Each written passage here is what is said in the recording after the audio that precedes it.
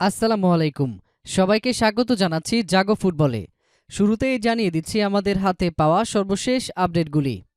ভুল কিছু করলেও বার্সার ভালোর জন্যই করেছি বললেন মেসি। 10 ম্যাচ নিষিদ্ধ হতে পারেন নেইমার। মেসিকে নিয়ে কোম্যান স্কালোনি দ্বন্দ্ব। ওজিলের প্রতি অবিচার হয়েছে দাবি জার্মান ফুটবলের। ক্লপের কোপ এবার আর্সেনালকে। জর্ডান সানচোকে নিয়ে অনিশ্চয়তা, দেম্বেলের উপর নজর ম্যান ইউর। প্রিয় দর্শক, এতক্ষণ শুনছিলেন সংবাদ শিরোনাম, এবার বিস্তারিত। সবশেষ উয়েফা চ্যাম্পিয়ন্স লিগের কোয়ার্টার ফাইনালে বায়ার্ন মিউনিখের বিপক্ষে ৮-২ গোলে বিধ্বস্ত হওয়ার পর বেশ বদলে গেছে স্প্যানিশ ক্লাব বার্সেলোনার পরিবেশ পরিস্থিতি। বরখাস্ত করা হয়েছে তখনকার কোচ কিকে সেতিয়ানকে। দল থেকে ছেড়ে দেওয়া হয়েছে অনেক তারকা খেলোয়াড়কে। তবে সবকিছু ছাপিয়ে আলোচনার মূল বিষয়বস্তু ছিল দলের সবচেয়ে বড় তারকা মেসির ক্লাব ছাড়া গুঞ্জন। ম্যানেজমেন্টের সঙ্গে বিরোধের জেরে 2020-2021 মৌসুম শুরুর আগেই বার্সেলোনা ছেড়ে যেতে চেয়েছিলেন মেসি। জানিয়ে প্রায় 10 দিন ধরে চলেছে নানা গুঞ্জন। শোনা গেছে অনেক অপ্রীতিকর মন্তব্য। শেষ পর্যন্ত অবশ্য কোথাও যাননি মেসি। নিজের শৈশবের ক্লাবের সঙ্গে কোনো সিদ্ধান্তের জন্য আদালতে যেতে রাজি ছিলেন না মেসি। তাই অন্তত আরেকটি মৌসুম বার্সায় থেকে যেতে রাজি হয়েছেন তিনি। তবে ক্লাব ছাড়া বিষয়ক যা কিছুই করেছেন সবকিছু বার্সেলোনার ভালোর জন্যই বলেই জানিয়েছেন মেসি। স্পোর্টকে দেওয়া সাক্ষাৎকারে মেসি বলেছেন, আমি নিজের ভুলগুলো সকল দায় নিচ্ছি। যদি সত্যিই ভুলগুলো হয়ে থাকে তবে আমি সেগুলো বার্সেলোনাকে আরও শক্তিশালী ও ভালো করার জন্যই করেছি। তিনি আরও যোগ করেন, আমি দলের ভক্ত, সমর্থক ও শুভাকাঙ্ক্ষীদের একটি বার্তা দিতে চেয়েছিলাম। যে কোনো সময় আমার কোনো কথা বা কাজে যদি তারা বিরক্ত বা মনক্ষুণ্ণ হয়ে থাকেন তাহলে তাদের জানা উচিত যে আমি যা কিছুই করেছি ক্লাবের লাভের চিন্তা করেই করেছি। মৌসুম শুরুর আগে সকল ঝামেলার অবসান ঘটিয়ে মাঠের ফুটবলটা ইতিবাচকভাবে শুরু করেছে বার্সেলোনা।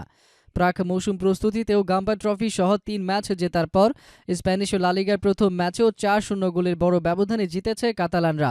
কাঙ্ক্ষিত লক্ষ্য অর্জনে এভাবে এগিয়ে যেতে হবে বলে জানিয়েছেন মেসি।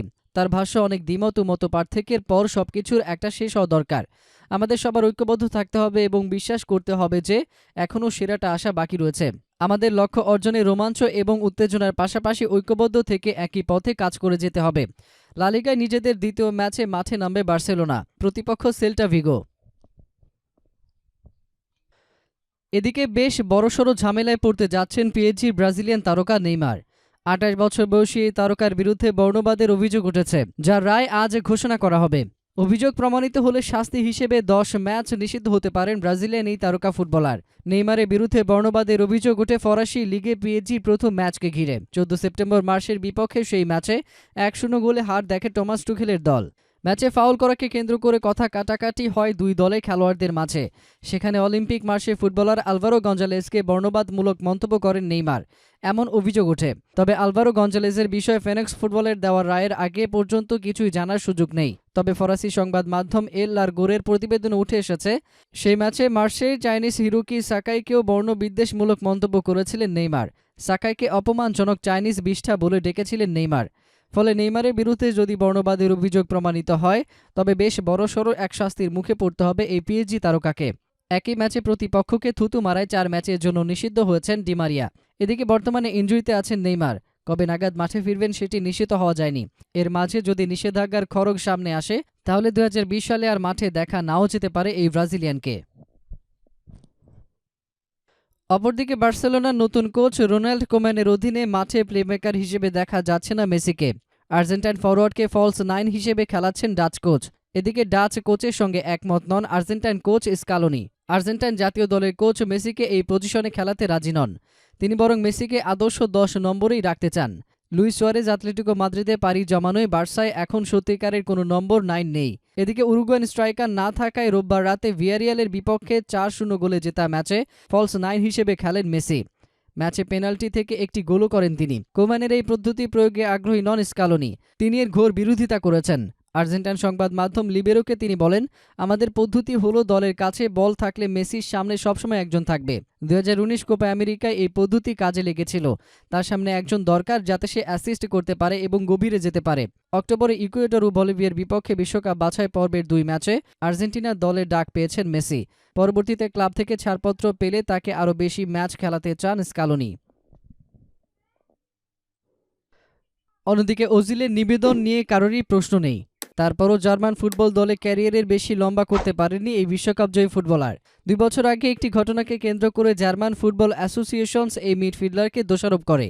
পরে অপমান সহ্য করতে না পেরে ক্ষোভে জাতীয় দল থেকেই অবসর নিয়ে নিলেন ওজিল। পরে ওজিল বর্ণবাদের অভিযোগ তোলেন জার্মানদের উপর। কিন্তু 2 বছর পর জার্মান ফুটবল জানালো ওজিলের প্রতি অবিচার করা হয়েছে।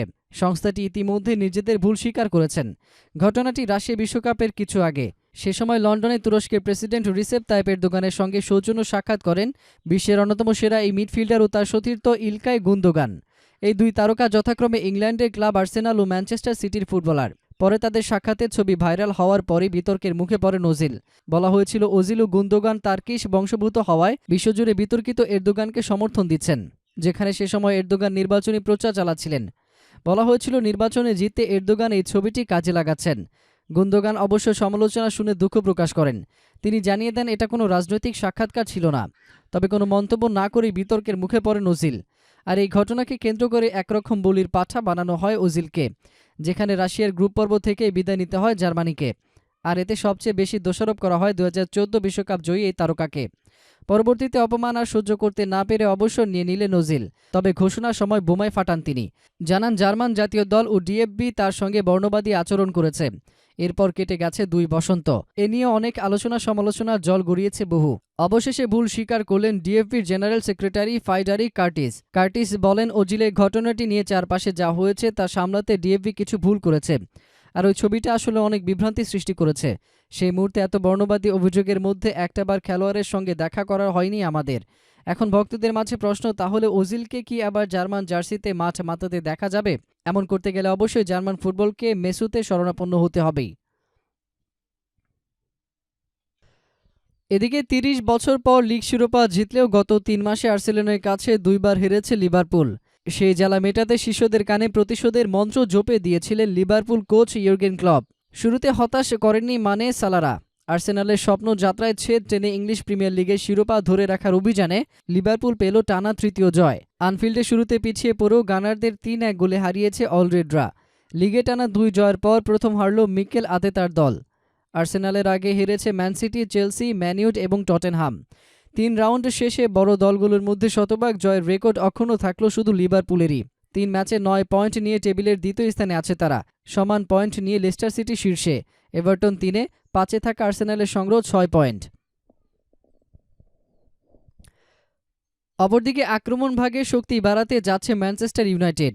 ইংলিশ প্রিমিয়ার লিগের ক্লাবটি বার্সেলোনার ওসমান দেম্বেলেকে লোনে আনার চেষ্টা করছে বলে একাধিক সূত্রে বরাত দিয়ে খবর প্রকাশ করেছে ইএসপিএন। ব্রুসিয়া ডর্টমুন্ড থেকে তরুণ উইঙ্গার জর্ডান সানচোকে দলে ফেরানো অনিশ্চিত হয়ে যাওয়ায় আক্রমণ ভাগে আপাতকালীন খেলোয়াড় হিসেবে দেম্বেলেকে দলে ফেরাতে চায় তারা। 20 বছর বয়সী সানচোর জন্য 9 কোটি ইউরোর প্রস্তাব দিয়েও প্রত্যাখ্যান হয়েছে ইউনাইটেড। ইংলিশ এই ফুটবলারের জন্য জার্মান ক্লাবটির চাওয়া 12 কোটি ইউরো। দাম নিয়ে বনিবনা না হওয়ায় ম্যানিউর নাকি এখনও বিশ্বাস গ্রীষ্মকালীন দল বদলের শেষ দিকে দলে ফেরানোর সুযোগটি এখনও আছে। প্রিয় দর্শক, এতক্ষণ আমাদের সঙ্গে থাকার জন্য আপনাদের সবাইকে ধন্যবাদ। খেলাধুলার সমস্ত নতুন আপডেট পেতে আমাদের চ্যানেলটিকে সাবস্ক্রাইব করে আমাদের সঙ্গেই থাকুন। আল্লাহ হাফেজ।